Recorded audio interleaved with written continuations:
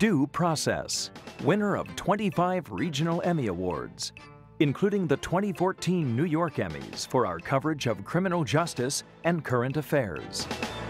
Due Process is a presentation of Rutgers School of Law, Newark, and the Edward J. Blaustein School of Planning and Public Policy. Studio facilities provided by the Rutgers ITV Studio, Division of Continuing Studies. What was it like on the first 420 after legalization? Marijuana edging toward legal. You may kiss your spouse. Same-sex marriage now legal in 35 states. And bail reforms coming to New Jersey. We think it has the potential to be the most meaningful criminal justice reform New Jersey has seen in the last decade easily. Those stories and more. A look back at the year in justice, the issues, the updates. Up next on Due Process. Major funding for Due Process provided by the Fund for New Jersey, supporting informed citizens for an effective democracy. Additional funding from the New Jersey State Bar Foundation.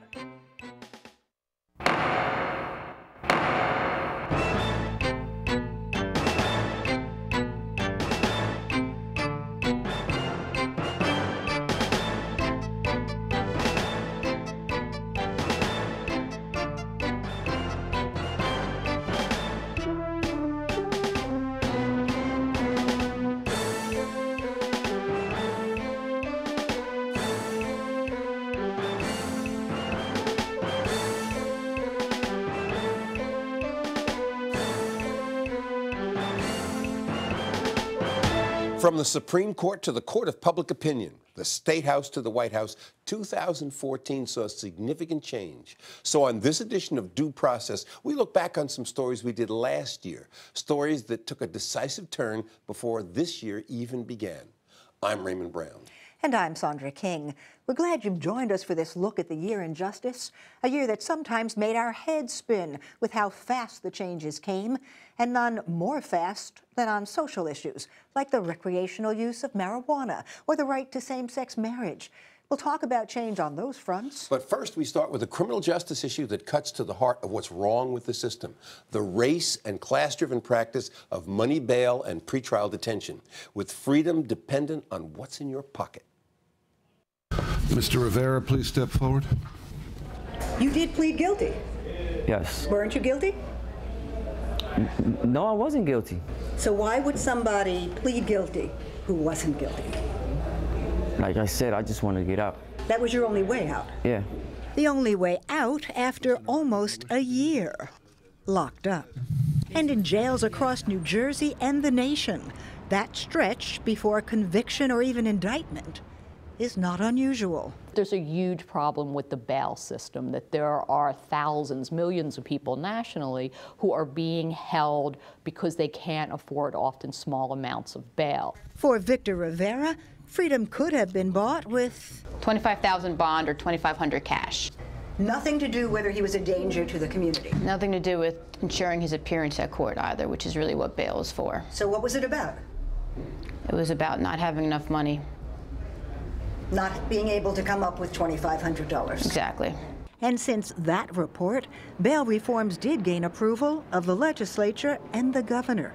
Reforms to make risk assessment more important than ability to pay, to create a pretrial monitoring agency, to finally bring a speedy trial rule to New Jersey. It's a civil rights milestone. For those of us that think that mass incarceration is a civil rights disaster, it is our best hope to make a serious dent in the incarcerated population in New Jersey. So no longer will we have people sitting in jail for 4 years waiting for trial. We think it has the potential to be the most meaningful criminal justice reform New Jersey has seen in the last decade easily. Well, that may be, Raymond, but first of all, it doesn't start for another 2 years. And then once it does, what do we expect? Well, I think there are a lot of concerns, even on the part of supporters. People inside the system say if it isn't properly funded, nothing's going to happen. There has to be a whole new mechanism in place, a new office set up.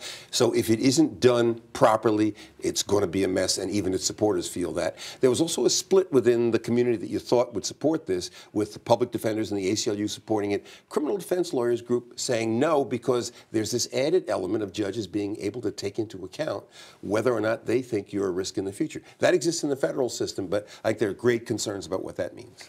Do you expect that, in fact, we will see less class and race bias as a result of this, or is that pie in the sky? I think the class and race bias is a deeply part of the system. It's hard to get rid of that easily. But another question you and I have discussed is the question of whether this might reduce pleas. Remember, one of the arguments of proponents was that if you take this away... Bail coerces pleas from poor people who sometimes sat for 2 and 3 and 4 years. That's true. On the other hand, pleas have been so much a part of the warp and woof of this system. 90% of cases are solved that way. It's hard to see a dramatic change, but if even in a few cases, men and women are able to challenge accusations of which they're not guilty because they're not sitting in jail and able to make... So more trials? Maybe, marginally, but I don't think it'll be a dramatic change. We're not talking about 50% of the cases going to trial? I don't think so.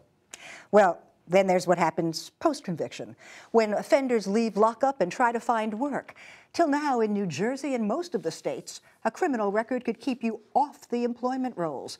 Our program showed the consequences of the question and the box.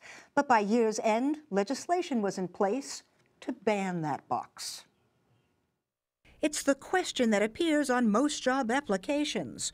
Have you ever been arrested, convicted of a crime? The box that millions have to check, the one likely to close the door on their chances of being hired.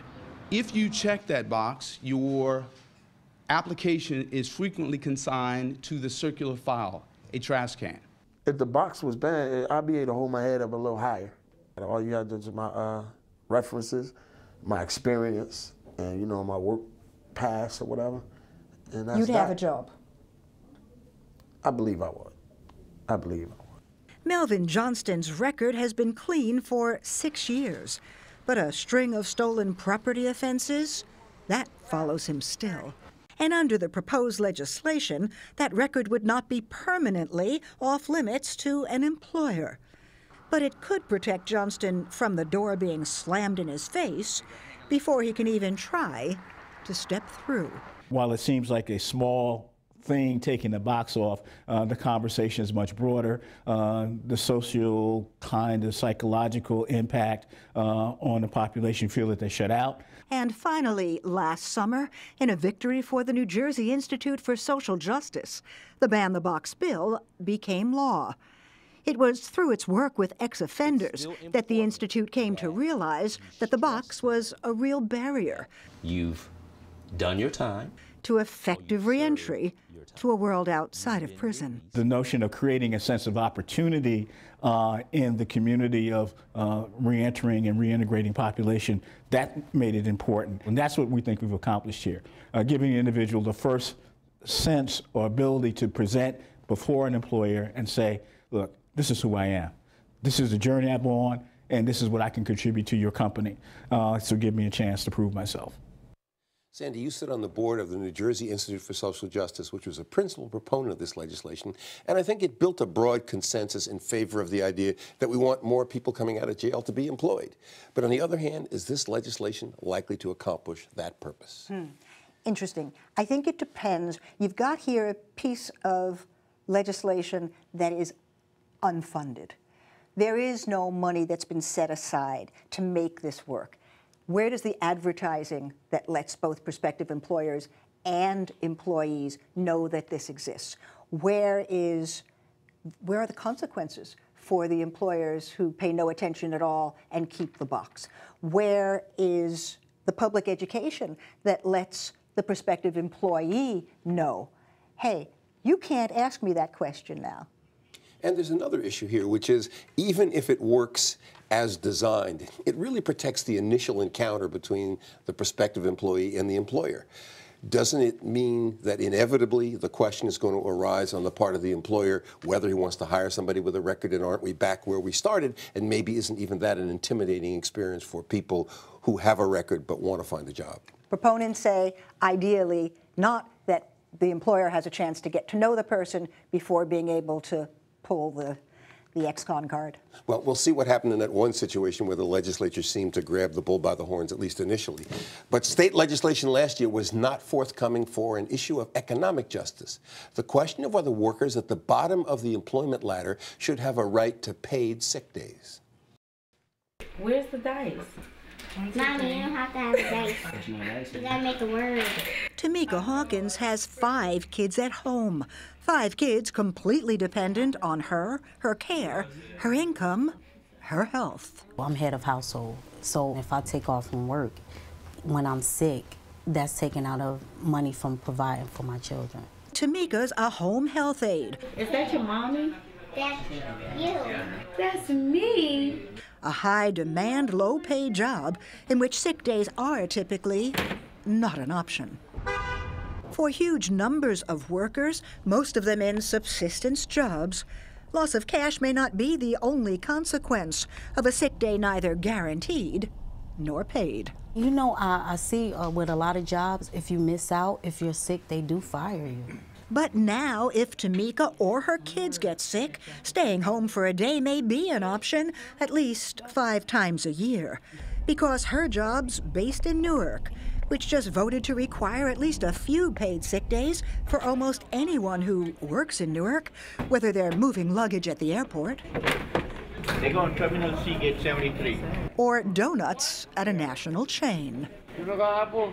Yes, I have apple first. And in the 9 months since that report, the paid sick days movement has made gains.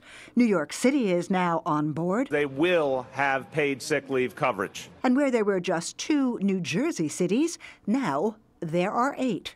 8 cities in New Jersey that provide paid sick days to all of their workers. Over 137,000 people, new people, now have paid sick days. And statewide legislation is pending. The governor will have a paid sick days bill on his desk before the end of 2015. Any chance he would sign it? You'd have to ask the governor. He has indicated publicly that he hates the bill. We believe as more cities pass it and more people get covered, we think he's going to have a hard time not signing the bill.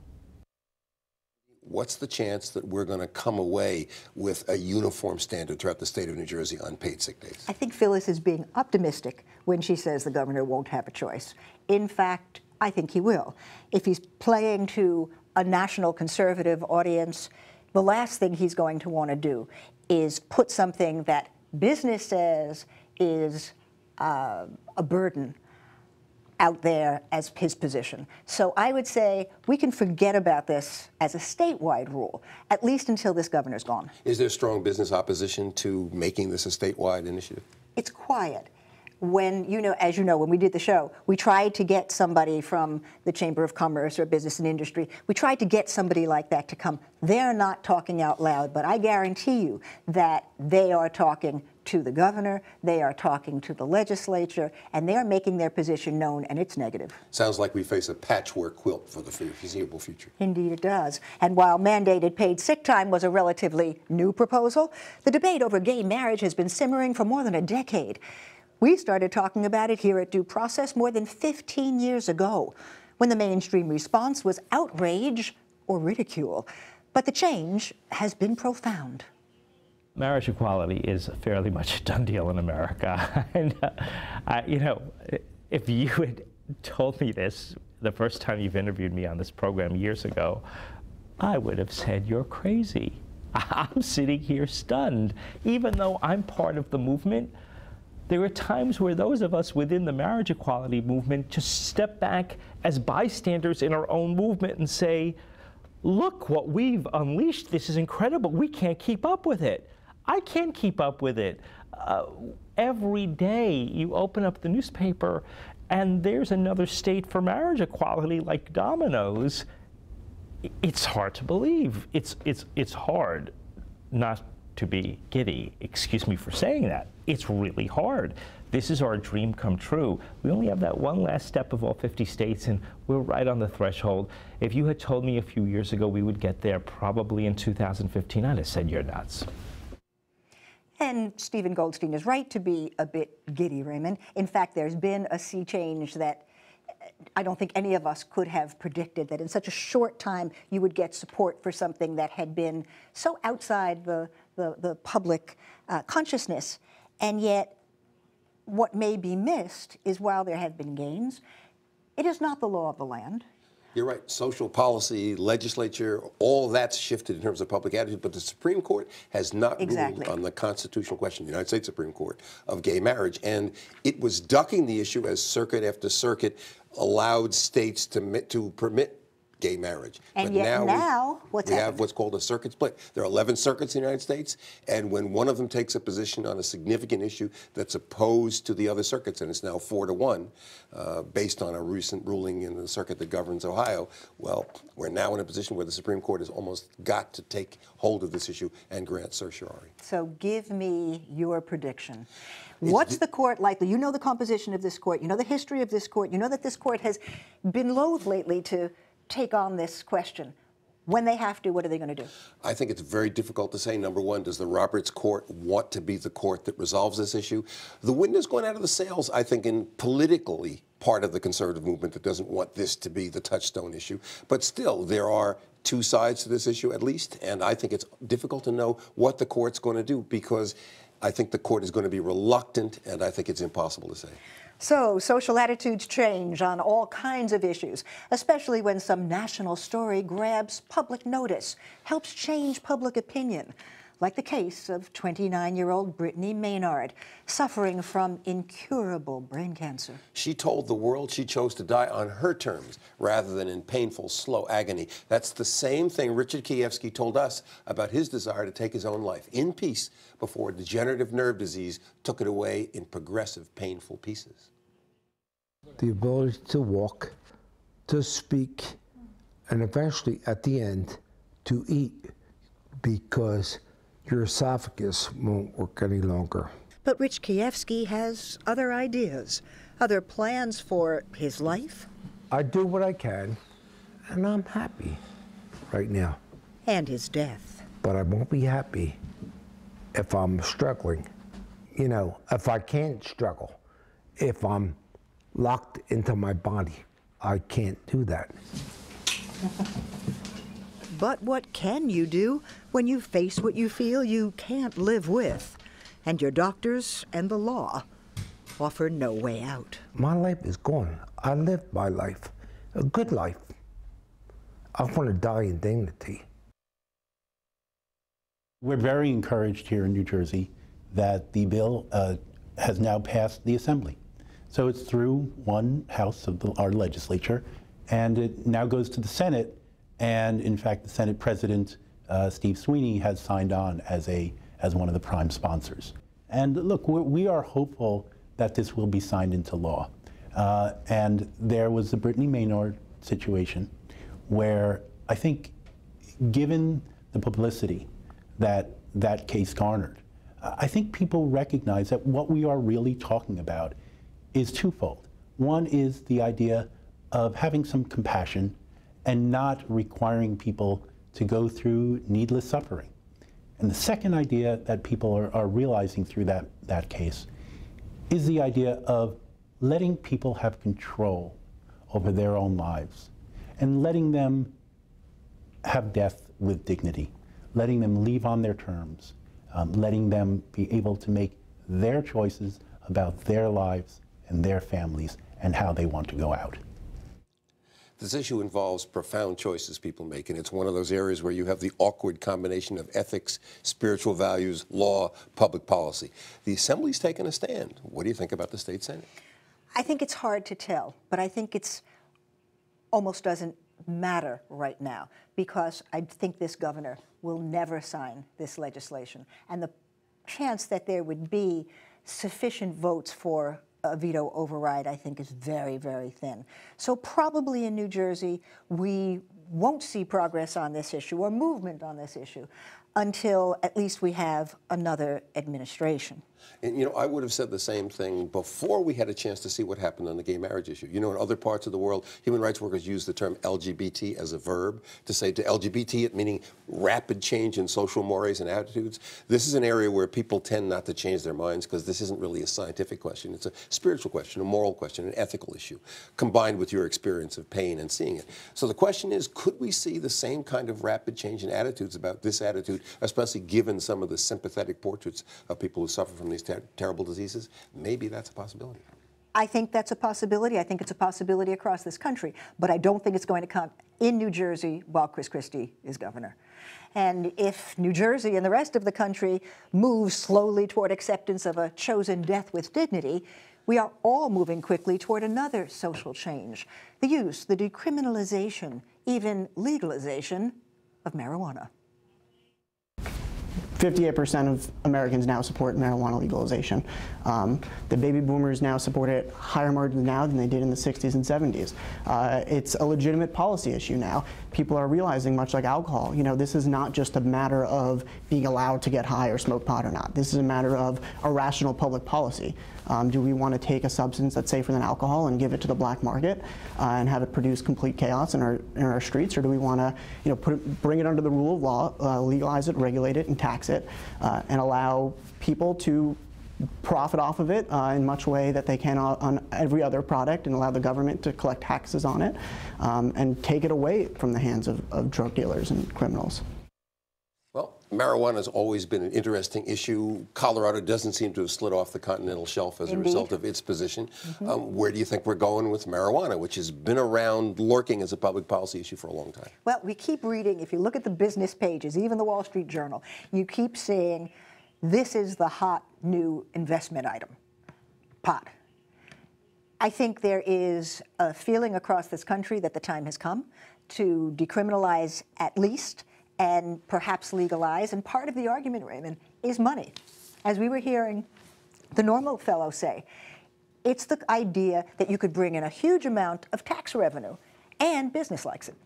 Well, it's true that progress from the point of view of people who want decriminalization has come in little bits and pieces, state by state, or as in our neighbor New York City, where it's always been around, but now it's becoming, now you just get a ticket and it's not really a serious matter. But on the other hand, there's always the lurking federal presence. And that means either the feds, probably across partisan lines, have to kind of slink away from any kind of enforcement, or there's going to be a fight and there's got to be change in federal legislation. Well, they've backed off so far. The Obama administration clearly isn't going to get too involved with marijuana, but we don't know what happens after this. Well, we've talked often about this question and other questions about who goes to jail and why and when, but the biggest justice story of last year wasn't any of the issues so far covered in this half hour. It's a story we've come back to again and again on due process: racism, bias, the dangers and insults that face black men and boys, even from those paid to protect them. A problem the media and the public have been forced to face in the deaths and exonerations that grabbed the year's headlines. This short video from Kiri Laurel Davis may just say it all.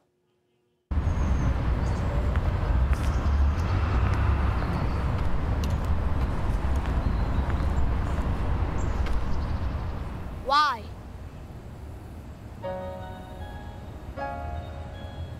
Why? Why are you following me? Why my hoodie make me look suspicious? Why does my music make me dangerous? Why are people that are supposed to protect me attacking me? Why are you afraid of me? Why do you think I'm dangerous? Why do I afraid of people who are supposed to protect me? Why can't I make a peace sign without you labeling the gang sign? Why does standing your ground only work when I'm on the ground? Why do you show this photo over this one? Why do you only stop and frisk me? Why do you have low expectations for me? Why can't I run down the street without causing alarms? Why do you think I'm a thug? Why do you assume I'm armed? Why can I breathe? Why is my mom scared every time I leave the house? Why are you targeting me? Why am I a target? Why? Why? Why? I know why. And it has to stop. It must stop. Because I have dreams. Because I can change the world. Because I will make a difference. Because I have a family. Because I am strong. Because I'm talented. I have a voice. I can find a cure. I have goals. I can lead the country. I am determined. I have a future. Because I'm a scholar. I am powerful. I'm someone's friend. I'm someone's brother. I'm someone's son. Someone loves me. And because my life matters too. My life matters. My life matters. My life matters. My life matters. My life matters. Our lives matter. And so did theirs.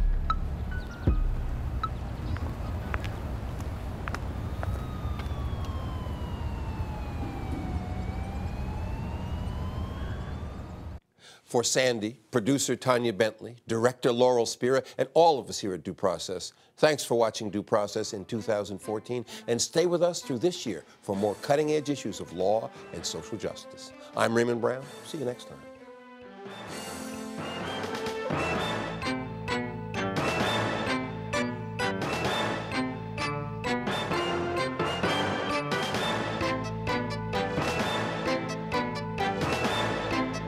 Marriage equality is fairly much a done deal in America. And, you know, if you had told me this the first time you've interviewed me on this program years ago, I would have said you're crazy.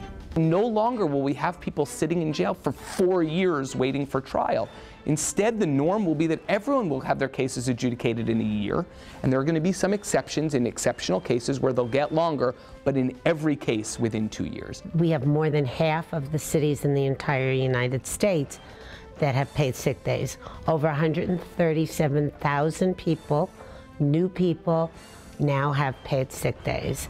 Letting them leave on their terms, letting them be able to make their choices about their lives and their families and how they want to go out.